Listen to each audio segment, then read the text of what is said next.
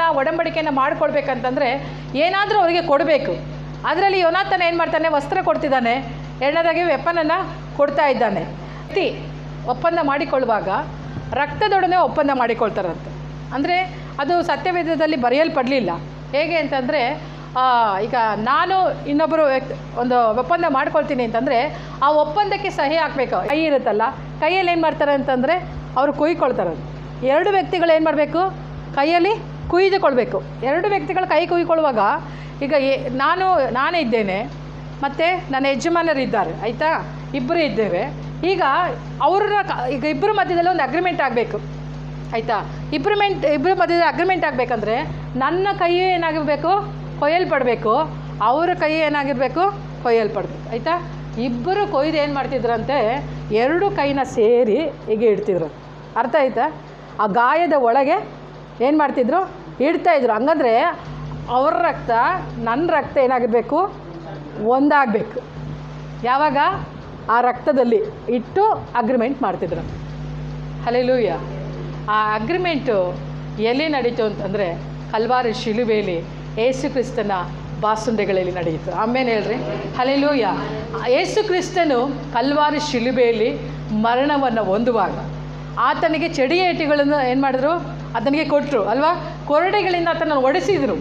ಆಗೇನಾಯಿತು, ಶರೀರವೆಲ್ಲ ಗಾಯಗಳಾಯಿತು. ಆಯಿತಾ ಇಲ್ವಾ? ಹೇಳ್ರಿಯಪ್ಪ, ಅದಾದರೂ ಹೇಳ್ರಿ. ನೀವು ಹೇಳೋ ನೋಡ್ರೆ ಅನುಮಾನ ಆಗ್ತಿದೆ ಅಲ್ವಾ. ಶರೀರವೆಲ್ಲ ಗಾಯ ಆಯಿತು. ಆ ಗಾಯಗಳಿಂದಲೇ ರಕ್ತ ಹೊರಟು ಬಂತು. ಆಮೇಲೆ ಹೇಳ್ರಿ, ಆ ಗಾಯಗಳಿಂದ ರಕ್ತವು ಬಂದಾಗ ಆ ರಕ್ತವನ್ನೇ ಇವತ್ತು ನಾವು ಕಮ್ಯುನಿಯನ್ ನಾವು ತೆಗೆದುಕೊಳ್ತಾ ಇದ್ವಿ. ಹಲ್ಲೆಲೂಯಾ. ಅದಕ್ಕೆ ಯೇಸು ಕ್ರಿಸ್ತನು ಹೇಳಿದ, ಇದು ಹೊಸ ಒಡಂಬಡಿಕೆಗೆ ಸಾದೃಶ್ಯವಾದಂಥ ರಕ್ತ. ಆಮೇಲೆ ನೀವು ಆ ರಕ್ತವನ್ನು ತೆಗೆದುಕೊಳ್ಳುವಾಗ ಏನು ಹೇಳ್ತೀರಾ, ಯೇಸುವೆ ಇದು ನಿಮ್ಮ ರಕ್ತ. ಯಾಕೆ ಆ ರಕ್ತ ನಮಗೆ ಕೊಟ್ಟರು? ಒಡಂಬಡಿಕೆಗೆ ಗುರುತು. ಅದನ್ನು ಏನಂತಂದರೆ ದೃಢೀಕರಿಸೋವಂಥದ್ದು. ಅಂದರೆ ಅದಕ್ಕೆ ಸೀಲ್ ಹಾಕಲಿಕ್ಕೆ, ಈಗ ಒಂದು ಒಡಂಬಡಿಕೆಗೆ ಸೀಲ್ ಹಾಕ್ಬೇಕಂದ್ರೆ ರಕ್ತ ಭಾಳ ಮುಖ್ಯ. ಸೀಲ್ ಹಾಕಲಿಕ್ಕೆ ರಕ್ತನೇ ಮುಖ್ಯ. ಹಾಗಾಗಿ ಆ ರಕ್ತವನ್ನು ಯಾವಾಗ ನಾನು ತೆಗೆದುಕೊಳ್ತೇನೋ, ಆ ರಕ್ತ ಯಾವಾಗ ನನ್ನ ಒಳಗೆ ಹೋಗುತ್ತೋ, ಇಬ್ಬರ ಅಗ್ರಿಮೆಂಟ್ ಏನಾಗುತ್ತೆ ಅಂದರೆ ಸ್ಟ್ರಾಂಗ್ ಆಗುತ್ತೆ. ಆಮೇಲೆ ಹೇಳ್ರಿ, ಈಗ ಅರ್ಥ ಆಯಿತಾ? ಎಷ್ಟು ಜನಕ್ಕೆ ಅರ್ಥ ಆಯಿತು? ಅರ್ಥ ಆಗದೆ ಇದ್ದರೆ ಹೇಳ್ಬೇಕು, ಇನ್ನೊಂದು ಸಾರಿ ಹೇಳ್ತೀನಿ. ಇಬ್ಬರ ಒಂದು ಒಡಂಬಡಿಕೆ ಏನಾಗುತ್ತೆ, ಸ್ಟ್ರಾಂಗ್ ಆಗುತ್ತೆ. ಯೇಸು ಕ್ರಿಸ್ತನು ಶಿಲುಬೆಯಲ್ಲಿ ಮಾಡಿ ಮುಗಿಸಿದಂಥ ಎಲ್ಲ ಆಶೀರ್ವಾದಗಳು ನಾನು ನೀನು ಎಲ್ಲಿ ಪಡ್ಕೊಳ್ತೇವೆ ಅಂತಂದರೆ ಕಮ್ಯುನಿಯನ್ನಲ್ಲೇ ಪಡ್ಕೊಳ್ಳೋದು. ಆತನ ರಕ್ತವನ್ನು ನೀನು ತೆಗೆದುಕೊಳ್ಳುವಾಗ ಆತನ ರಕ್ತ ನಿನ್ನ ರಕ್ತ ಎರಡು ಸೇರಿ ಒಂದಾಗುತ್ತೆ. ಒಂದಾಗುವಾಗ ಏನಾಗುತ್ತೆ ಅಂದರೆ ಆ ಎಲ್ಲ ಅಗ್ರಿಮೆಂಟಿಗೆ ಸಹಿ ಹಾಕುವಂಥದ್ದಾಗಿರುತ್ತೆ. ಹಲ್ಲೆಲೂಯಾ. ಹಾಗಾದರೆ ಆ ಒಪ್ಪಂದ ಏನಾಗುತ್ತೆ ಅಂತಂದರೆ ತಲೆಮಾರಿಗೂ ನೆರವೇರುವಂಥದ್ದಾಗಿರುತ್ತೆ. ಹಲ್ಲೆಲೂಯಾ. ಇಲ್ಲಿ ಯೋನಾಥನ ದಾವೀದನೊಟ್ಟಿಗೆ ಒಡಂಬಡಿಕೆ ಮಾಡಿಕೊಳ್ತಾನೆ.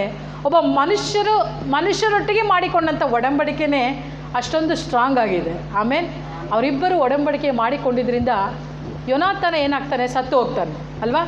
ಯೋನಾಥನ ಸತ್ತು ಹೋದ ಮೇಲೆ ಅವನ ಮೊಮ್ಮಗ ಏನಾಗ್ತಾನೆ, ಮೆಫಿಬೋಶೆತ ಅಲ್ವಾ. ಅವನೇನು ಮಾಡ್ತಾನೆ, ಒಂದು ದಿನ ಅವನನ್ನು ದಾವೀದ ನೆನಪು ಮಾಡಿಕೊಳ್ತಾನೆ. ಅರೆ ಯೋನಾಥನನ ಕುಟುಂಬದಲ್ಲಿ ಯಾರಾದರೂ ಇದ್ದಾರಾ, ನಾನು ಅವರನ್ನು ಕರುಣಿಸ್ಬೇಕು ಅಂತ ಇದ್ದೀನಿ ಅಂತ ಹೇಳುವಾಗ ಅವಾಗ ಯಾರು ಸಿಗ್ತಾರೆ, ಮೆಫಿಬೋಶೆತನೇ ಸಿಗ್ತಾನೆ. ಆಗ ದಾವೀದನ ಏನು ಮಾಡ್ತಾನೆ, ಅವನಿಗೆ ರಾಜ್ಯ ಪಂಕ್ತಿಯಲ್ಲಿ ಊಟ ಮಾಡುವಂಥ ಒಂದು ಅವಕಾಶವನ್ನು ಏನು ಮಾಡ್ತಾನೆ, ಮಾಡಿಕೊಡ್ತಾನೆ. ಅದು ಮಾತ್ರ ಅಲ್ಲದೆ ಅವನಿಗೆ ಬೇಕಾದಂಥ ಹೊಲವನ್ನು ಸಹ ಅವನಿಗೆ ಕೊಡ್ತಾನೆ. ಹಲ್ಲೆಲೂಯಾ. ಇವೆಲ್ಲವನ್ನು ಏನಕ್ಕೆ ಮಾಡ್ತಾನೆ ಅಂತಂದರೆ ಒಂದು ದಿನ ತನ್ನ ಅಜ್ಜನೊಟ್ಟಿಗೆ ಮಾಡಿಕೊಂಡಂಥ ಒಡಂಬಡಿಕೆ. ಆಮೇಲೆ ಯೋನಾಥನನೊಟ್ಟಿಗೆ ಮಾಡಿಕೊಂಡಂಥ ಒಡಂಬಡಿಕೆ ತಲೆಮಾರುಗಳವರೆಗೂ ಜ್ಞಾಪಕದಲ್ಲಿ ಇಟ್ಟುಕೊಳ್ತಾರೆ ಅಂತಂದರೆ ಇವತ್ತು ದೇವರು ನಮ್ಮೊಡನೆ ಮಾಡಿಕೊಂಡಂಥ ಒಡಂಬಡಿಕೆಯನ್ನು ನಮ್ಮ ತಲೆಮಾರಲ್ಲ, ಮುಂದಿನ ಪೀಳಿಗೆಯಲ್ಲೂ ನೆನಪು ಮಾಡಿಕೊಳ್ಳುವ ಆತನಾಗಿದ್ದಾನೆ. ಹಲ್ಲೆಲೂಯಾ. ರೊಟ್ಟಿ ದ್ರಾಕ್ಷಾರಸ ತಗೊಳ್ದಲ್ಲೇ ಮನೇಲೇ ಇದ್ದರೆ ನಿನ್ನ ತಲೆಮಾರಿಗಳಿಗೆ ಅದು ಶಾಪವಾಗಿರುತ್ತೆ. ನಿನ್ನ ತಲೆಮಾರಿಗಳನ್ನು ಜ್ಞಾಪಕದಲ್ಲಿ ಇಟ್ಟುಕೊಳ್ಬೇಕು ದೇವರು ಅಂತಂದರೆ ನೀನು ಪರಿಶುದ್ಧ ಪಂಕ್ತಿಯಲ್ಲಿ ನೀವು ಪಾಲ್ಗೊಳ್ಳುವಂಥವ್ರಾಗಿರ್ಬೇಕು. ಪರಿಶುದ್ಧ ಪಂಕ್ತಿ ಎನ್ನುವಂಥದ್ದು ಅಗ್ರಿಮೆಂಟ್, ಅದು ನಿನಗೂ ಆತನಿಗೆ ಇರುವಂಥ ಅಗ್ರಿಮೆಂಟ್. ಆ ಅಗ್ರಿಮೆಂಟಲ್ಲಿ ನೀನು ಪಾಲ್ಗೊಳ್ಳೋದಲ್ಲೇ ಹೋದರೆ ನಿನ್ನ ಸಂತತಿಯನ್ನು ಕರ್ತನ ಹೇಗೆ ನೆನಪು ಮಾಡಿಕೊಳ್ತಾನೆ. ಅದಕ್ಕೆ ಇವತ್ತು ಅನೇಕ ಕುಟುಂಬಗಳಲ್ಲಿ ಶಾಪಗಳು ಹಿಂಬಾಲಿಸ್ತಾ ಇದೆ, ವ್ಯಾಧಿಗಳು ಹಿಂಬಾಲಿಸ್ತಾ ಇದೆ ಅಲ್ವಾ. ಮಕ್ಕಳು ದಾರಿ ತಪ್ಪಿ ಹೋಗ್ತಾ ಇದ್ದಾರೆ. ಅದಾದಮೇಲೆ ಅವ್ರು ಏನು ಮಾಡ್ತಿದ್ದಾರೆ, ಅಳ್ತಾ ಇದ್ದಾರೆ, ನನ್ನ ಮಕ್ಕಳು ದಾರಿ ತಪ್ಪಿ ಹೋಗಿದ್ದಾರೆ. ಹಾಗಾಗಿ ದಯಮಾಡಿ ನಿಮಗೆ ಹೇಳ್ತೇನೆ, ಏನೇ ಇದ್ದರೂ ಕರ್ತನ ಸಮ್ಮುಖದಲ್ಲಿ ನಿಮ್ಮನ್ನು ಒಪ್ಪಿಸಿಕೊಟ್ಟವರಾಗಿ ಪರಿಶುದ್ಧ ಪಂಕ್ತಿಯಲ್ಲಿ ನೀವು ಪಾಲ್ಗೊಳ್ಳುವಂಥವರಾಗಿರು. ಹಲ್ಲೆಲೂಯ. ಎಷ್ಟೋ ದಿನಗಳು ಮನೆಯಲ್ಲಿ ಕೂತಿದ್ದಾರೆ, ಎಷ್ಟೋ ದಿನಗಳು. ರಕ್ತ ಅದು ಬಹಳ ಅಮೂಲ್ಯವಾದ. ಅದಕ್ಕೆ ಯೋಬನ ಗ್ರಂಥದಲ್ಲಿ ಒಂದು ಮಾತಿದೆ, ಆತನ ರಕ್ತವನ್ನು ನೀನು ಮುಚ್ಚಿ ಹಾಕಬೇಡ ಎಂಬುದಾಗಿ. ಹಲ್ಲೆಲೂಯ. ಆತನ ರಕ್ತವನ್ನು ಮಣ್ಣೊಳಗೆ ಹಾಕಿ ಮುಚ್ಚಬಾರ್ದು. ಆತನ ರಕ್ತ ಜೀವವುಳ್ಳ ರಕ್ತ, ಅದು ನಿಮ್ಮ ಮನೆಯಲ್ಲಿ ಕಾರ್ಯ ಮಾಡುವಂಥ ರಕ್ತವಾಗಿದೆ. ಹಾಗಾಗಿ ಕಮ್ಯುನಿಯನನ್ನು ಯಾವತ್ತಿಗೂ ನೀವು ಅಲಕ್ಷ್ಯ ಮಾಡಬೇಡಿ. ಕ್ಷಮಿಸುವ ಆತನೊಬ್ಬನಿದ್ದಾನೆ. ಹಲ್ಲೆಲೂಯ. ನೀನು ಆತನ ಬಳಿಗೆ ಬರುವಾಗ ಖಂಡಿತವಾಗಿಯೂ ಆತನ ಏನು ಮಾಡ್ತಾನೆ, ನಿನ್ನನ್ನು ಅಂಗೀಕಾರ ಮಾಡ್ತಾನೆ. ಯಾವ ಸ್ಥಿತಿಯಲ್ಲಿದ್ದರೂ ಪರವಾಗಿಲ್ಲ. ನಮ್ಮನ್ನು ಯಾವ ಸ್ಥಿತಿಯಲ್ಲಿ ಆತನ ಅಂಗೀಕಾರ ಮಾಡಿಕೊಂಡಿದ್ದಾನೆ ಹೇಳ್ರಿ ನೋಡೋಣ.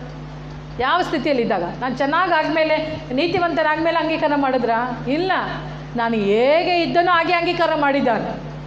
ಆಮೇಲೆ ಅಂಥ ದೇವರ ಹತ್ರ ಬಂದು ಆತನ ದೇಹ ರಕ್ತದಲ್ಲಿ ಪಾಲ್ಗೊಳ್ಳಲಿಕ್ಕೆ ಯಾಕೆ ಅಲಕ್ಷ್ಯ?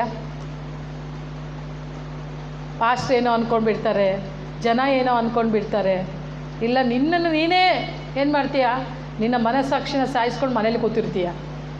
ಕಮ್ಯುನಿಯನ್ ಇವತ್ತು ನಡೀತಾ ಇದೆ ಅಂತಂದರೆ ಮನೆಯಲ್ಲೇ ಇರ್ತಾರೆ ಅನೇಕ ದೇವಜನರು. ಇವೆಲ್ಲ ಏನಂತಂದರೆ ನಿನ್ನ ಸಂತತಿಗೆ ಅದು ಶಾಪವಾಗಿರುತ್ತೆ. ಹಾಗಾಗಿ ನಾವು ಆ ರೀತಿಯಾಗಿ ಇರಬಾರ್ದು. ಇವತ್ತೊಂದು ಒಳ್ಳೆಯ ತೀರ್ಮಾನದೊಟ್ಟಿಗೆ ಹೋಗ್ರಿ. ಯಾಕಂದರೆ ರಕ್ತದೊಡನೆ ಸ್ಥಾಪಿತವಾದಂಥ ಹೊಸ ಒಡಂಬಡಿಕೆ. ಹಲ್ಲೆಲೂಯ. ಅಗ್ರಿಮೆಂಟ್ ಅದು ಸಾಮಾನ್ಯವಾಗಿ ಆಗಲಿಲ್ಲ. ಆತನು ಶರೀರವೆಲ್ಲ ಗಾಯವಾಯಿತು ಅಲ್ವಾ? ಆತನಲ್ಲಿ ನೋಡಲಿಕ್ಕೆ ಯಾವ ಅಂದ ಚಂದಗಳು ಇರಲಿಲ್ಲ. ಅದಕ್ಕೆ ಯೆಶಾಯನ ಬರೆದ ಪ್ರವಾದನೆ ಗ್ರಂಥ 52ನೇ ಅಧ್ಯಾಯ 14ನೇ ವಚನ ಓದು. ಆತನು ಕಲ್ವಾರಿ ಶಿಲುಬೆಯಲ್ಲಿ ಅನೇಕ ಬಾಸುಂಡೆಗಳಿಂದ ಅಲ್ವಾ, ಅನೇಕ ಗಾಯಗಳನ್ನು ಆತನು ಹೊಂದಿದ್ದರಿಂದ ಆತನ ಮುಖ ಏನಾಯಿತು, ವಿಕಾರವಾಗಿ ಕಾಣಲ್ಪಡ್ತು. ಆತನು ಯಾರು ಪರಮಗೀತೆಯಲ್ಲಿ ಹೇಳುವಾಗ ಆತನು 10,000 ಜನರಲ್ಲಿ ಅತಿ ಪ್ರಿಯನಾದಂಥ ದೇವರು, ಆತನು ಸುಂದರನೇ ಎಂಬುದಾಗಿ ಬರೆಯಲ್ಪಟ್ಟಿದೆ. ಆದರೆ ಯೆಶಾಯನು ಬರೆಯುವಾಗ ಹೇಳ್ತಾನೆ, ಆತನಲ್ಲಿ ಯಾವ ಅಂದ ಚಂದಗಳು ಕಾಣಲಿಲ್ಲ. ಯೇಸು ಕ್ರಿಸ್ತನು ಎಲ್ಲೆಲ್ಲ ತಿರುಗಾಡಿದರೋ ಅಲ್ಲೆಲ್ಲ ಜನರು ಯೇಸುವನ್ನು ನೋಡಬೇಕೆಂಬುದಾಗಿ ಆಸೆ ಪಟ್ಟರು. ಆತನು ಎಷ್ಟು ಚೆನ್ನಾಗಿರ್ತಾನೆ, ಆತನ ರೂಪ ನೋಡಲಿಕ್ಕಾಗಿ ಆಸೆ ಪಟ್ಟರು. ಯೇಸುವನ್ನು ಕಲ್ವಾರಿ ಶಿಲುಬೆಯಲ್ಲಿ ಹಾಕುವಾಗ ಆ ಗೋಲ್ಗೊಥಾ ಆ ಸ್ಥಳದಲ್ಲಿ ಅನೇಕ ಜನರು ಬಂದು ಸೇರಿ ಬಂದದ್ದು ಕಾರಣ ಏನಂತಂದರೆ ಆತನು ಹೇಗೆ ಇರ್ತಾನೆ ನೋಡೋಣ ಅಂತ ಬಂದಿದ್ದಾರೆ. ಅದಕ್ಕೆ ಯೆಶಾಯ ಬರಿತಾ ಇದ್ದಾನೆ. ಆತನು ಹೇಳ್ತಾನೆ, ಅವನ ಮುಖವು ಸಕಲ ಮನುಷ್ಯರ ಮುಖಕ್ಕಿಂತಲೂ ಅವನ ರೂಪವು ಎಲ್ಲ ನರಜನ್ಮದ ರೂಪಕ್ಕಿಂತಲೂ ವಿಕಾರವಾಗಿತ್ತು ಎಂಬುದಾಗಿ. ಹಲ್ಲೆಲೂಯ. ನಮ್ಮನ್ನು ಸೃಷ್ಟಿ ಮಾಡಿದಂಥ ದೇವರು ಆತನು ಎಷ್ಟು ಬ್ಯೂಟಿಫುಲ್ಲಾಗಿರ್ತಾನೆ ಅಲ್ವಾ, ಎಷ್ಟು ಸುಂದರವಾಗಿರ್ತಾನೆ. ಆದರೆ ವಾಕ್ಯದಲ್ಲಿ ಬರೆಯಲ್ಪಟ್ಟಿದೆ, ಎಲ್ಲ ಮನುಷ್ಯರಿಗಿಂತಲೂ ಆತನ ರೂಪವು ವಿಕಾರವಾಗಿತ್ತು. ಹಲ್ಲೆಲೂಯ. ಅಷ್ಟು ಆತನು ತಮಿಳಲ್ಲಿ ಹೇಳ್ತಾನೆ, ಆತನು ಅಂದಗೇಡಾಗಿ ಅಂದರೆ ರೂಪನೇ ಇಲ್ಲದಂತೆ ವಿಕಾರವಾಗಿ ಕಾಣಿಸಲ್ಪಟ್ಟನಂತೆ. ನೋಡಲಿಕ್ಕೆ ಅಂತ ಬಂದವರಿಗೂ ಸಹ ಮುಖವನ್ನು ನೋಡಲಿಕ್ಕೆ ಸಹ ಆಗಲಿಲ್ಲ. ಆ ರೀತಿಯಾಗಿ ಆತನ ಮುಖವು ಮಾರ್ಪಡಿದಂತೆ. ಹಾಗಾದರೆ ನಿನ್ನೊಡನೆ ಆತನು ಒಂದು ರಕ್ತದ ಒಡಂಬಡಿಕೆಯನ್ನು ಮಾಡಿಕೊಳ್ಳಲಿಕ್ಕೆ ತನ್ನ ಇಡೀ ಶರೀರವನ್ನೇ ಆತನು ಒಪ್ಪಿಸಿಕೊಟ್ಟಿದ್ದಾನೆ. ಆಮೇಲೆ ನಮ್ಮನೊಟ್ಟಿಗೆ ಒಡಂಬಡಿಕೆಯನ್ನು ಮಾಡಿಕೊಳ್ಳುವಾಗ ದೇವರು ಆದಿಕಾಂಡ 15ನೇ ಅಧ್ಯಾಯದಲ್ಲಿ ಆತನು ಹೇಳ್ತಾನೆ, ಎಲ್ಲ ಮೃಗಗಳ ಒಂದು ದೇಹವನ್ನು ನೀನೇನು ಮಾಡಬೇಕು, ಕಡಿದು 2 ಭಾಗವಾಗಿ ಮಾಡಬೇಕು. ಹೇಗೆ ಮಾಡಬೇಕಂತೆ, 2 ಭಾಗವಾಗಿ ಮಾಡಿ ತುಂಡಿಗೆ ಎದುರಾಗಿ ಇಡಬೇಕು. ಅಲ್ಲಿ ರಕ್ತವು ಮಧ್ಯದಲ್ಲಿ ಇರುವಾಗ ದೇವರು ಆ ಒಡಂಬಡಿಕೆ ಮಾಡಿಕೊಳ್ಳುವಾಗ ರಕ್ತದ ಮಧ್ಯದಲ್ಲಿ ಏನಾಗ್ತಾನೆ, ಅದು ಹೋಗ್ತಾ ಇದ್ದಾನೆ. ಒಡಂಬಡಿಕೆ ಮಾಡುವಾಗ ಅಬ್ರಹಾಮನೊಟ್ಟಿಗೆ ಮಾಡ್ತಾ ಇರುವಾಗ ಆತನ ರಕ್ತದ ಒಳಗಿಂದನೇ ಹಾದು ಹೋಗ್ತಾ ಇದ್ದಾನೆ. ಹಾಗಾದರೆ ಆ ಮೃಗದ ಶರೀರ ಏನಾಗಬೇಕು, ಸೀಳಲ್ಪಡಬೇಕು. ಹಾಗೆಯೇ ಕಲ್ವಾರಿ ಶಿಲುಬೆಯಲ್ಲಿ ಯೇಸು ಕ್ರಿಸ್ತನ ಶರೀರ ನನಗೋಸ್ಕರವಾಗಿ ನಿನಗೋಸ್ಕರವಾಗಿ ಸೀಳಲ್ಪಡ್ತು. ಹಲ್ಲೆಲೂಯ. ಆತನು ಸೀಳಲ್ಪಟ್ಟಂಥ ದೇಹದಿಂದ ಬಂದಂಥ ರಕ್ತದಿಂದಲೇ ನನಗೂ ನಿನಗೂ ಒಂದು ಮುದ್ರೆಯು ಕೊಡಲ್ಪಟ್ಟಿದೆ. ಹಾಗಾದರೆ ಇವತ್ತು ಆತನು ಎಷ್ಟು ಒಳ್ಳೆಯ ದೇವರಾಗಿದ್ದಾನೆ. ಆಮೇಲೆ ನಿಮ್ಮ ದೇವರು ಯಾರು ಎಂಬುದಾಗಿ ತಿಳ್ಕೊಳ್ರಿ. ಯಾರು ನಿಮ್ಮ ದೇವರು? ಯಾರಪ್ಪ ನಿಮ್ಮ ದೇವರು ಅಂದ್ರೇ ಗೊತ್ತಿಲ್ಲ ಅವರಿಗೆ. ಯಾರು ನಿಮ್ಮ ದೇವರು? ಯಾರು? ಯೇಸು ಕ್ರಿಸ್ತನು ಅಲ್ವಾ? ನಿಮ್ಮ ದೇವರನ್ನು ನೀವು ತಿಳ್ಕೊಳ್ಬೇಕು ಮೊದಲು. ನೀವು ತಿಳ್ಕೊಂಡ್ರೆ ಮಾತ್ರನೇ ನೀವೆಲ್ಲ ಸಮಸ್ಯೆಗಳಿಂದ ಹೊರಗೆ ಬರಲಿಕ್ಕೆ ಸಾಧ್ಯ. ನೀವು ಇದನ್ನು ತಿಳ್ಕೊಳ್ಳದೆ ಹೋದರೆ ಏನಂತಂದರೆ ಇದ್ದ ಹಾಗೆ ಸಾಮಾನ್ಯವಾಗಿರ್ತೀರ. ಅದಕ್ಕೆ ಏನಂತಂದರೆ ಅನೇಕ ವಿಷಯಗಳಲ್ಲಿ ನಾವು ಬಿದ್ದು ಹೋಗ್ತಾ ಇದ್ದೇವೆ. ಇನ್ನು ಅನೇಕ ವಿಷಯಗಳಲ್ಲಿ ನಮ್ಮ ಮೇಲಕ್ಕೆ ನಮ್ಮಿಂದ ನಾವೇ ಮೇಲಕ್ಕೆ ಎದ್ದು ಬರಲಿಕ್ಕೆ ಆಗ್ತಿಲ್ಲ. ಹೇಗಾಗಿದ್ದೇವೆ ಅಂದರೆ ಬಾವಿಯಲ್ಲಿ ಬಿದ್ದ ಕಪ್ಪೆ ಥರ. ಬಾವಿಯಲ್ಲಿ ಕಪ್ಪೆ ಬಿದ್ದು ಹೋಗಿದ್ರೆ ಏನು ಮಾಡುತ್ತೆ? ಅಲ್ಲೇ ಇರುತ್ತೆ, ಅದು ಬರಲಿಕ್ಕಾಗಲ್ಲ. ಆ ರೀತಿಯಾಗಿ ನಮ್ಮ ಜೀವನ ಆಗಿದೆ. ಯಾಕೆ ಅಂತಂದರೆ ನಮಗೆ ಗೊತ್ತಿಲ್ಲ ನಮ್ಮ ದೇವರು ಯಾರು ಅಂತ. ಸುಮ್ಮನೆ ಹೋಗ್ತೇವೆ ಚರ್ಚಿಗೆ, ಆರಾಧನೆ ಮಾಡ್ತಾ ಇದ್ದೇವೆ, ಬರ್ತಾ ಇದ್ದೇವೆ. ಆದರೆ ನೀನು ಆರಾಧಿಸುವಂಥ ದೇವರು, ಆತನು ಮಾಡಿಕೊಂಡಂಥ ಒಡಂಬಡಿಕೆ, ಆತನು ಕೊಟ್ಟಂಥ ವಾಗ್ದಾನ ಅದು ಎಷ್ಟು ಸ್ಟ್ರಾಂಗ್ ಆದದ್ದು ಅಂತ ಎಂಬುದಾಗಿ ನಮಗೆ ಗೊತ್ತಿಲ್ಲ. ಆದರೆ ನಿಮ್ಮ ಆರಾಧಿಸುವಂಥ ದೇವರು ಎಂಥವನು ಎಂಬುದಾಗಿ ನೀವು ತಿಳಿದಿರಬೇಕು. ಹಲ್ಲೆಲೂಯಾ. ಅದಕ್ಕೆ ಒಂದು ಹಾಡು ಹೇಳುತ್ತೆ, ನನ್ನಲ್ಲಿ ನೆಲೆಸಿದ ಯೇಸು ನೀನು ಯಾರೆಂದು ಅರಿತಿರು. ಹಲ್ಲೆಲೂಯಾ. ನನ್ನಲ್ಲಿ ನೆಲೆಸಿದ ಯೇಸು ನೀನು ಯಾರೆಂದು ಅರಿತಿರುವೆ. ಹಾಡ್ರಿ. ನನ್ನಲ್ಲಿ ನೆಲೆಸಿದ ಯೇಸು ನೀನು ಯಾರೆಂದು ಅರಿತಿರುವೆ. ಸತ್ಯ ಸ್ವರೂಪನೇ, ಎಲ್ಲ ಜನರಿಗೂ ಉತ್ತಮನೇ, ಎಲ್ಲ ಜನರಿಗೂ ಉತ್ತಮನೇ. ಸತ್ಯ ಸ್ವರೂಪನೇ, ಎಲ್ಲ ಜನರಿಗೂ ಉತ್ತಮನೇ, ಎಲ್ಲ ಜನರಿಗೂ ಉತ್ತಮನೇ. ನನ್ನಲ್ಲಿ ನೆಲೆಸಿದ ಯೇಸು. ಚೆನ್ನಾಗಾಡ್ರಿ. ನೀವು ಯಾರೆಂದು ಅರಿತಿರುವೆ. ಎದ್ದೇಳ್ರಿ ಸ್ವಲ್ಪ. ನನ್ನಲ್ಲಿ ನೆಲೆಸಿದ ಯೇಸು ನೀನು ಯಾರೆಂದು ಅರಿತಿರುವೆ. ಹಲ್ಲೆಲೂಯಾ. ಅಬ್ರಹಾಮನೊಟ್ಟಿಗೆ ದೇವರು ವಾಗ್ದಾನ ಮಾಡುತ್ತಾ ಇದ್ದಾನೆ. ಅಬ್ರಹಾಮನೊಟ್ಟಿಗೆ ಮಾಡುವಾಗ ಆತನು ತುಂಡಿಗೆ ಎದುರಾಗಿ ಮೃಗಗಳನ್ನು ಕಳೆದು ಇಡಲಿಕ್ಕೆ ಹೇಳ್ತಾ ಇದ್ದಾನೆ. ಇಟ್ಟ ಮೇಲೆ ಕಾರ್ಗತ್ತಲು ಅವನ ಮೇಲೆ ಕವಿತಾ ಇದೆ. ಕವಿಯುವಾಗ ಅಬ್ರಹಾಮನಿಗೆ ಒಂದು ಗಾಢ ನಿದ್ರೆ ಬರ್ತಾ ಇದೆ. ಗಾಢ ನಿದ್ರೆ ಬರುವಾಗ ತಂದೆಯಾದ ದೇವರು ಆತನು ರಕ್ತದ ಮಧ್ಯದಲ್ಲಿ ಹಾದು ಹೋಗುತ್ತಾ ಇದ್ದಾನೆ. ಹಲ್ಲೆಲೂಯಾ. ಹಾದು ಹೋಗುವಾಗ ಆತನು ಹೇಳ್ತಾ ಇದ್ದಾನೆ, ಅಬ್ರಹಾಮನೇ, ನಾನು ನಿನ್ನನ್ನು ಆಶೀರ್ವದಿಸ್ತೇನೆ. ನಿನ್ನ ಜನಾಂಗದವರು 400 ವರ್ಷ ದೇಶದಲ್ಲಿ ಇರ್ತಾರೆ. ನಾನು ಅವರನ್ನು ಬಿಡಿಸಿ ಕಾನಾನ್ ದೇಶದಲ್ಲಿ ಅವರನ್ನು ನಡೆಸ್ತೇನೆ. ನಾನು ನಿನಗೆ ಹೇಳಿದ್ದನ್ನು ನಾನು ನೆರವೇರಿಸ್ತೇನೆ ಎಂಬುದಾಗಿ ಆತನು ರಕ್ತದ ಮಧ್ಯದಲ್ಲಿ ನಡೆದು ಹಾದು ಹೋಗಿ ತನ್ನ ವಾಗ್ದಾನವನ್ನು, ಒಡಂಬಡಿಕೆಯನ್ನು ಆತನು ಸಿದ್ಧಾಂತಪಡಿಸಿದ್ದಾನೆ. ಹಲ್ಲೆಲೂಯಾ. ಅದೇ ಸಿದ್ಧಾಂತಪಡಿಸಿದಂಥ ದೇವರನ್ನು ಅಬ್ರಹಾಮನ ನೆನೆಸಿಕೊಂಡ. ಆಮೇಲೆ ಅಬ್ರಹಾಮನ ಯಾರನ್ನು ನೆನೆಸಿಕೊಂಡ? ದೇವರನ್ನು ನೆನೆಸಿಕೊಂಡ. ಆಗ ಆ ಒಡಂಬಡಿಕೆಯ ನಂತರ ಅಬ್ರಹಾಮನಿಗೆ ಕರ್ತನು ಹೇಳ್ತಿದ್ದಾನೆ, ಅಬ್ರಹಾಮನೇ, ನೀನು ಕಣ್ಣೆತ್ತಿ ಆಕಾಶವನ್ನು ನೋಡು, ಒಂದು ಸಾರಿ ನೋಡ್ತೀಯಾ ಅಂತ ಹೇಳಿದಾಗ ಅಬ್ರಹಾಮನ ನೋಡ್ತಾ ಇದ್ದಾನೆ. ನಕ್ಷತ್ರಗಳನ್ನು ಆತನು ತೋರಿಸ್ತಾ ಇದ್ದಾನೆ. ನೋಡು, ನಿನ್ನ ಸಂತತಿಯನ್ನು ನಕ್ಷತ್ರಗಳಷ್ಟು ನಾನು ಹೆಚ್ಚಿಸ್ತೇನೆ, ಮರಳಿನಷ್ಟು ನಿನ್ನ ಸಂತತಿಯನ್ನು ನಾನು ಹೆಚ್ಚಿಸ್ತೇನೆ ಎಂಬುದಾಗಿ ಹೇಳುವಾಗ ಅಬ್ರಹಾಮನು ಸಂತೋಷವಾಗಿ ಅದನ್ನು ಅಂಗೀಕಾರ ಮಾಡ್ತಾ ಇದ್ದಾನೆ.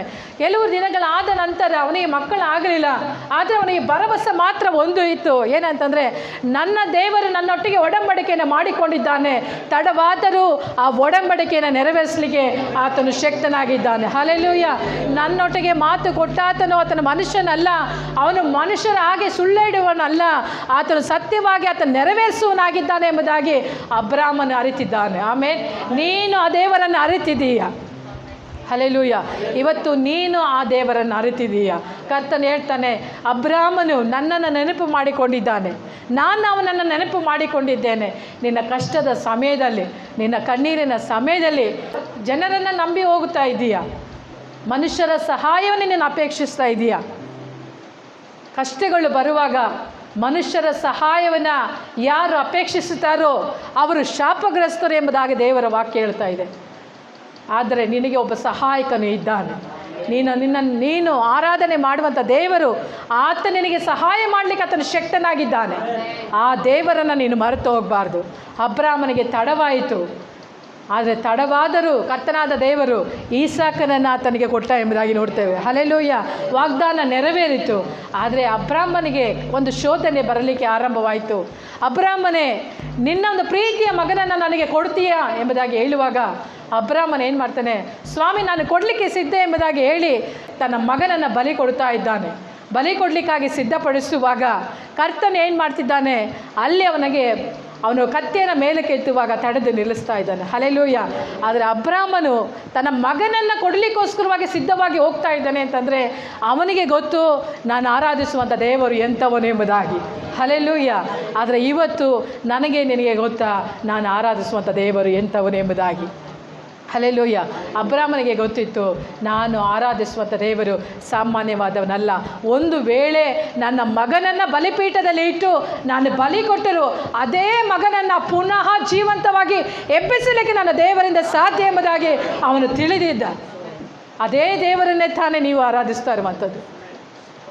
ಅಬ್ರಾಮನೊಟ್ಟಿಗೆ ಒಡಂಬಡಿಕೆ ಮಾಡಿಕೊಂಡಾಗ ಈ ಲೋಕದಲ್ಲಿರುವಂಥ ಮೃಗಗಳನ್ನು ಆತನ ಆರಿಸಿಕೊಂಡ ದೇವರು.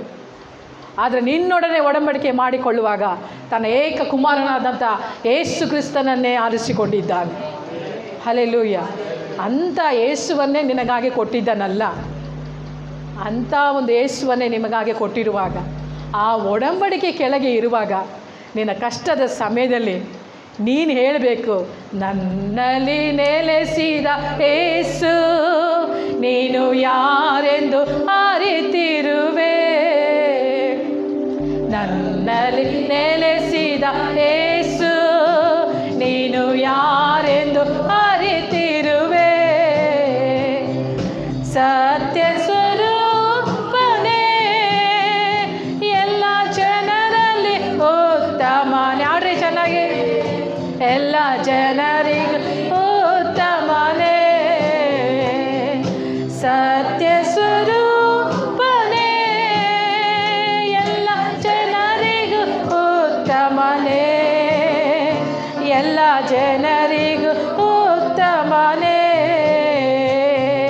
ನನ್ನಲ್ಲಿ ನೆಲೆಸಿದ ಯೇಸು ನೀನು ಯಾರೆಂದು ಅರಿತಿರುವೆ.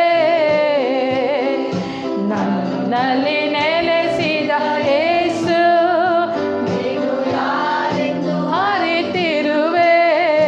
ಮನುಷ್ಯರು ದೂಷಿಸಲು ಸಂತೋಷಿಸ ಫಲ ಕೊಡುವೆ. ಮನುಷ್ಯರು ದೂಷಿಸಲು ಸಂತೋಷಿಸ ಫಲ ಕೊಡುವೆ. ಆ ದೂಷಣೆಯ ಸಹಿಸಿ ಎದೆಯಲ್ಲಿ ಹೊರಗುವೆನು. ಆ ದೂಷಣೆಯ ಸಹಿಸಿ ಎದೆಯಲ್ಲಿ ಹೊರಗುವೆನು. ಆಮೇಲೆ ನನ್ನಲ್ಲಿ ನೆಲೆಸಿದ ಯೇಸು ನೀನು ಯಾರೆಂದು ಅರಿತಿರುವೆ. ನನ್ನಲ್ಲಿ ನೆಲೆಸಿದ ಯೇಸು ನೀನು ಯಾರೆಂದು ಅರಿತಿರುವೆ. ಹಲ್ಲೆಲೂಯಾ. ಅಬ್ರಾಮನೊಟ್ಟಿಗೆ ದೇವರು ಒಡಂಬಡಿಕೆಯನ್ನು ಮಾಡಿಕೊಳ್ತಾ ಇದ್ದಾನೆ. ಆ ಒಡಂಬಡಿಕೆಯನ್ನು ಅಬ್ರಾಮನು ನೆನಪು ಮಾಡಿಕೊಳ್ತಾ ಇದ್ದಾನೆ. ಅಬ್ರಾಮನೊಟ್ಟಿಗೆ ಇದ್ದಂಥ ಲೋಟನ್ ಜೀವಕ್ಕೆ ಜೀವವಾಗಿದ್ದ. ನಾನು ಒಬ್ಬನೇ ಹೋಗಬೇಕಲ್ಲ, ದೇವರು ಕರೆದಾಗ ನನ್ನ ಜೊತೇಲಿ ಇವನು ಸಹ ಇರ್ತಾನೆ ಅಂತ ಹೇಳಿ ನಂಬಿಕೆಯಾಗಿ ಕರ್ಕೊಂಡೋದಂಥ ಲೋಟನು ಸಹ ಅಬ್ರಾಮನನ್ನು ಬಿಟ್ಟು ಹೋಗ್ತಾ ಇದ್ದಾನೆ. ಆ ಸಂದರ್ಭದಲ್ಲಿ ಅಬ್ರಾಮನು ಒಂಟಿಯಾಗಿ ನಿಲ್ತಾನೆ. ಮಾತ್ರನೇ ಆ ಒಡಂಬಡಿಕೆಯನ್ನು ಆತ ನೆನಪು ಮಾಡಿಕೊಳ್ತಾ ಇದ್ದಾನೆ. ಅಬ್ರಾಮನೇ, ಯಾರು ಬೇಕಾದರೂ ನಿನ್ನನ್ನು ಬಿಟ್ಟು ಹೋಗಲಿ, ಯಾರು ಬೇಕಾದರೂ ನಿನ್ನನ್ನು ಬಿಟ್ಟು ಹೋಗಲಿ, ಆದರೆ ನಾನು ನಿನ್ನ ಜೊತೆಯಲ್ಲಿದ್ದೇನೆ. ನಾನು ನಿನ್ನ ಜೊತೆಯಲ್ಲಿದ್ದೇನೆ. ಲೋಟ ನಿನ್ನೊಟ್ಟಿಗೆ ಒಡಂಬಡಿಕೆ ಮಾಡಿಕೊಳ್ಳಿಲ್ಲ, ನಾನು ನಿನ್ನೊಟ್ಟಿಗೆ ಒಡಂಬಡಿಕೆ ಮಾಡಿಕೊಂಡಿದ್ದೇನೆ. ಹಲ್ಲೆಲೂಯಾ. ಹಲ್ಲೆಲೂಯಾ. ದೇವರು ನಮ್ಮ ಸಂಗಡ ಒಡಂಬಡಿಕೆ ಮಾಡಿಕೊಂಡಿದ್ದಾನೆ. ಆಮೇಲೆ ದೇವರು ನಮ್ಮ ಸಂಗಡ ಒಡಂಬಡಿಕೆ ಮಾಡಿಕೊಂಡಿದ್ದಾನೆ. ಅಬ್ರಾಮನು ನೆನೆಸಿ ನೋಡಿದ, ನನ್ನ ಜೊತೇಲಿ ಬಂದಂಥ ಲೋಟ ನನ್ನೊಡನೆ ಇರ್ತಾನೆ, ಕೊನೆಯವರೆಗೆ ನನ್ನ ಜೊತೇಲಿ ನಿಲ್ತಾನೆ ಎಂಬುದಾಗಿ ಅವನು ಎದುರು ನೋಡ್ದ. ಆದರೆ ಲೋಟನು ಒಬ್ಬಂಟಿಗನಾಗಿ ನಿಲ್ತಾ ಇದ್ದಾನೆ. ಅಬ್ರಾಮನು ಕಣ್ಣೆತ್ತಿ ನೋಡ್ತಾನೆ, ನನಗಿರುವಂಥ ಆಸ್ತಿನ ಹೋಗ್ಬಿಡ್ತು, ಇವತ್ತು ನಾನು ಒಬ್ಬನಾಗೆ ನಿಲ್ತಾ ಇದ್ದೀನಲ್ಲ, ಈಗ ನನ್ನ ಜೊತೆಯಲ್ಲಿ ಯಾರು ನಿಲ್ತಾರೆ, ನನ್ನ ಜೊತೆಯಲ್ಲಿ ಯಾರಿದ್ದಾರೆ, ಕಷ್ಟ ಬರುವಾಗ ಎಲ್ಲರೂ ಸಹ ನನ್ನನ್ನು ಬಿಟ್ಟು ಹೋಗಿದ್ದಾರಲ್ಲ, ಇವತ್ತು ಯಾರು ನನ್ನ ಸಂಗಡ ಇದ್ದಾರೆ ಎಂಬುದಾಗಿ ಆಲೋಚಿಸ್ತಿರುವಂಥ ನಿಮ್ಮನ್ನು ನೋಡಿ ಕರ್ತನು ಹೇಳ್ತಾನೆ, ಅಬ್ರಾಮನ ಒಂಟಿಗನಾಗಿರುವಾಗ ನಾನು ಅವನ ಜೊತೆಯಲ್ಲಿ ನಿಂತೆ, ಇವತ್ತು ಒಬ್ಬಂಟಿಗನಾಗಿ ಅವಮಾನಪಟ್ಟು ನಿಂದೆಯಲ್ಲಿರುವಂಥ ನಿನ್ನೊಳಗೆಯೂ ನಾನು ಇದ್ದೇನೆ. ಅಬ್ರಾಮನೊಟ್ಟಿಗೆ ನಾನು ಮೃಗಗಳೊಟ್ಟಿಗೆ ಮಾತ್ರ ಒಡಂಬಡಿಕೆ ಮಾಡಿಕೊಂಡೆ, ಆದರೆ ನಿನ್ನೊಡನೆ ಒಡಂಬಡಿಕೆ ಮಾಡಿಕೊಳ್ಳುವಾಗ ನನ್ನ ಏಕಕುಮಾರನಾಗಿರುವಂಥ ಯೇಸು ಕ್ರಿಸ್ತನನ್ನೇ ಕೊಟ್ಟು ನಿನ್ನೊಳಗೆ ಒಡಂಬಡಿಕೆ ಮಾಡಿಕೊಂಡಿದ್ದೇನೆ. ಹಲ್ಲೆಲೂಯಾ. ಅಬ್ರಾಮನೊಟ್ಟಿಗೆ ಅನೇಕರು ಹೋರಾಡಿದರು, ಆದರೆ ಅದೆಲ್ಲವನ್ನು ಸಹಿಸುವಂಥ ಒಂದು ಶಕ್ತಿಯನ್ನು ಕರ್ತನು ಹೇಗೆ ಕೊಟ್ಟ ಅಂತಂದರೆ, ಅಬ್ರಾಮನಿಗೆ ಗೊತ್ತಿತ್ತು ನನ್ನ ಜೊತೆ ಒಡಂಬಡಿಕೆ ಮಾಡಿಕೊಂಡಂಥ ನನ್ನ ದೇವರು ಎಂಥವನು ಎಂಬುದಾಗಿ. ಹಲ್ಲೆಲೂಯಾ. ಇವತ್ತು ನೀವು ಒಬ್ಬಂಟಿಗರಾಗಿ ಹೋರಾಡುತ್ತಿರುವಂಥ ಪರಿಸ್ಥಿತಿಗಳಲ್ಲಿ, ಇವತ್ತು ಯಾರ ಹತ್ರ ಹೇಳಿಕೊಳ್ಳಲಾರಂಥ ಪರಿಸ್ಥಿತಿಯಲ್ಲಿ ಒಂಟಿಗರಾಗಿ ನೀವು ನಿಲ್ತಾ ಇದ್ದೀರಾ. ಯಾರ ಹತ್ರನೂ ನಮ್ಮಿಂದ ಹೇಳಲಿಕ್ಕಾಗ್ತಿಲ್ಲ, ಪರಿಸ್ಥಿತಿಗಳು ಹೇಳಿದ್ರು ಕೇಳೋರು ಇಲ್ಲ ಎಂಬುದಾಗಿ ಅಂದ್ಕೊಳ್ತಾ ಇರ್ಬೋದು. ಆದರೆ ಕರ್ತನು ಹೇಳ್ತಾನೆ, ನಾನು ನಿನಗೋಸ್ಕರವಾಗಿ ರಕ್ತ ಸುರಿಸಿದ್ದೇನೆ, ನಾನಿದ್ದೇನೆ ನಿನಗೋಸ್ಕರವಾಗಿ, ನಾನು ಒಡಂಬಡಿಕೆ ಮಾಡಿಕೊಂಡಿದ್ದೇನೆ, ಒಡಂಬಡಿಕೆ ಮಾಡಿಕೊಂಡಂಥ ದೇವರು ನಾನು ನಿನ್ನ ಸಂಗಡ ಇದ್ದೇನೆ, ನಿನ್ನಲ್ಲಿ ನೆಲೆಸಿದ ಯೇಸು ಯಾರೆಂಬುದಾಗಿ ನೀನು ಅರಿತಿದ್ದೀಯ. ಹಲ್ಲೆಲೂಯಾ. ತಂದೆಯಾದ ದೇವರು ನನಗೋಸ್ಕರವಾಗಿ ನಿನಗೋಸ್ಕರವಾಗಿ ಎಲ್ಲ ಕಷ್ಟಗಳಿಂದ ಬಿಡುಗಡೆ ಮಾಡಲಿಕ್ಕೋಸ್ಕರವಾಗಿ ತನ್ನ ಮಗನ ರಕ್ತವನ್ನೇ ನಮಗಾಗಿ ಕೊಟ್ಟಿದ್ದ. ಆ ಒಂದು ಗುರುತು ಬಾಸುಂಡೆಗಳಿಂದ ಬಂದಂಥ ಒಂದು ಒಡಂಬಡಿಕೆ, ನೀವು ಅದನ್ನು ಯಾವತ್ತಿಗೂ ಮರೆತು ಹೋಗಬೇಡ್ರಿ. ಅದನ್ನು ಮರೆತು ಹೋದ್ರೇ ವ್ಯಾಧಿಯಲ್ಲೇ ಇರಬೇಕಾಗುತ್ತೆ, ನಾವು ಬಾಧೆಗಳಲ್ಲೇ ಇರಬೇಕಾಗುತ್ತೆ. ನಾವು ಆ ರೀತಿಯಾಗಿ ಇರಬಾರ್ದು ಎಂಬುದಾಗಿಯೇ ಆತ ತನ್ನ ಸ್ವಂತ ಮಗನನ್ನೇ ಕಳಿಸಿಕೊಟ್ಟಿದ್ದಾನೆ. ಹಲ್ಲೆಲೂಯಾ. ನಮ್ಮ ಮೇಲೆ ಆತನ ಪ್ರೀತಿ ಮಾಡಿದ್ದಾನೆ. ಕರ್ತನು ವಾಗ್ದಾನವನ್ನು ಕೊಡ್ತಾ ಇದ್ದಾನೆ. ಆ ವಾಗ್ದಾನ ಕೊಟ್ಟಂಥ ಆ ದೇವರನ್ನು ಅಬ್ರಾಮನು ನಂಬುತ್ತಾ ಇದ್ದಾನೆ. ಯಾರು ಬಿಟ್ಟು ಹೋದ್ರೂ ಅಲ್ವಾ, ಎಲ್ಲ ಕಳೆದುಕೊಂಡ್ರೂ ಅವನಿಗೆ ಗೊತ್ತಿತ್ತು, ನನ್ನೊಡನೆ ಒಡಂಬಡಿಕೆ ಮಾಡಿಕೊಂಡಂಥ ನನ್ನ ದೇವರು ನನ್ನ ಜೊತೆಯಲ್ಲಿದ್ದಾನೆ. ಆಮೇಲೆ ದೇವರ ಆತನ ರಕ್ತ ಆತನ ದೇಹದಲ್ಲಿ ನೀವು ಪಾಲ್ಗೊಳ್ಳುವಾಗಲ್ಲ ಒಂದು ನೆನಪು ಮಾಡಿಕೊಳ್ಳ್ರಿ, ಇದು ನನಗೆ ಮಾತ್ರ ಅಲ್ಲ, ನನ್ನ ಸಂತತಿಗೂ ಇದು ಆಶೀರ್ವಾದವಾಗಿರುತ್ತೆ. ಹಲ್ಲೆಲೂಯಾ. ಇದು ನನ್ನ ಸಂತತಿಗೆ ಆಶೀರ್ವಾದವಾಗಿರಬೇಕು. ನೀವು ನೆಕ್ಸ್ಟ್ ಕಮ್ಯುನಿಯನ್ಗೆ ಬರುವಾಗ ತ್ವರಿತವಾಗಿ ಬರಬೇಕು. ಇಸ್ರಾಯೇಲರು ಹೇಗೆ ತ್ವರಿತವಾಗಿ ಬಂದರು, ಬೇಗನೆ ಅವ್ರು ಏನು ಮಾಡಿದರು, ಆ ಒಂದು ಪಸ್ಕವನ್ನು ಆಚರಿಸಿದ್ರು, ಅದೇ ಪ್ರಕಾರವಾಗಿ ತ್ವರಿತವಾಗಿ ಅಂದರೆ ಬೇಗನೆ ಬಂದು ನಿಮ್ಮನ್ನು ಸಿದ್ಧಪಡಿಸಿಕೊಳ್ಳುವಂಥವರಾಗಿ ನೀವು ಇರಬೇಕು. ಆಗ ಮಾತ್ರನೇ ಕರ್ತನ ದೇಹ ರಕ್ತಕ್ಕೆ ಒಂದು ವ್ಯಾಲ್ಯೂ ಸಿಗುವಂಥದ್ದಾಗಿರುತ್ತೆ. ಹಲ್ಲೆಲೂಯಾ. ನಿಮ್ಮ ಒಡ ಹುಟ್ಟಿದವರು ಯಾರೇ ಆಗಿರ್ಬೋದು, ಕಮ್ಯುನಿಯನ್ ತೆಗೆದುಕೊಂಡಿಲ್ಲ ಅಂತಂದರೆ ಅವರಿಗೆ ಎನ್ಕರೇಜ್ ಮಾಡಿರಿ, ಆಲಯಕ್ಕೆ ಹೋಗ್ರಿ, ಕಮ್ಯುನಿಯನ್ ತೆಗೊಳ್ರಿ. ಈ ವಾರ ತಗೊಂಡಿದ್ದೀರಾ ಅಂತ ಫೋನ್ ಮಾಡಿ ಎಚ್ಚರಿಸ್ರಿ. ಈ ವಾರ ಹೋಗಿದ್ದ ಚರ್ಚಿಗೆ, ಕಮ್ಯುನಿಯನ್ ತಗೊಂಡ ನಿಮ್ಮ ಮಕ್ಕಳಿಗೆ ಎಚ್ಚರಿಸ್ರಿ, ಈ ವಾರ ರಕ್ತ ದೇಹದಲ್ಲಿ ಪಾಲ್ಗೊಡ್ರಿ ಎಂಬುದಾಗಿ ಎಚ್ಚರಿಸ್ರಿ. ಅವ್ರನ್ನ ನಿಮ್ಮ ಆತ್ಮಿಕ ಜೀವಿತದಲ್ಲಿ ನೀವು ನಡೆಸುವಂಥವರಾಗಿರ್ರಿ. ಕರ್ತನು ನಿಮ್ಮ ಜೊತೆಯಲ್ಲಿ ಒಂದು ಒಡಂಬಡಿಕೆಯನ್ನು ಮಾಡಿಕೊಂಡಿದ್ದಾನೆ. ನೀವು ಆರಾಧಿಸುವಂಥ ದೇವರು ಆತನ ಎಂಥವನು ಎಂಬುದಾಗಿ ನೀವು ತಿಳಿದಿರಬೇಕು. ಇಬ್ರಿಯ 11, 17, 19 ನಿಮ್ಮ ಮನೆಯಲ್ಲಿ ಓದ್ರಿ. ಅಬ್ರಾಮನು ತನ್ನ ಮಗನನ್ನು ದೇವರು ಏನು ಮಾಡ್ತಾನೆ, ತಿರುಗಿ ಕೊಡಲಿಕ್ಕೆ ಆತನು ಶಕ್ತನೇ ಎಂಬುದಾಗಿ ಆತನು ನಂಬಿದನಂತೆ. ಹಲ್ಲೆಲೂಯಾ. ಒಡಂಬಡಿಕೆ ಮಾಡಿಕೊಂಡಂಥ ದೇವರು ಎಂಥವನು ಎಂಬುದಾಗಿ ನೀವು ತಿಳಿದಿರಬೇಕು. ಹಾಗೂ ದೇವರು ಕೊಟ್ಟಂಥ ಒಂದು ಮಾತುಗಳನ್ನು ನಿಮ್ಮ ಹೃದಯದಲ್ಲಿ ಇಟ್ಕೊಳ್ರಿ, ಆಲೋಚಿಸಿರಿ, ಇದ್ದ ಹಾಗೆ ಇರಬೇಡ್ರಿ. ಯಾಕಂದರೆ ಏನೇ ವ್ಯಾಧಿ ಬಂದ್ರೂ ಗುಣಪಡಿಸುವಂಥ ಒಂದು ಒಡಂಬಡಿಕೆ ನಿಮ್ಮ ಮಧ್ಯದಲ್ಲಿ ಇದೆ. ಆಮೇಲೆ ಆತನ ಬಾಸುಂಡೆಗಳಿಂದ ನೀವು ಗುಣವಾಗಿದ್ದೀರಾ.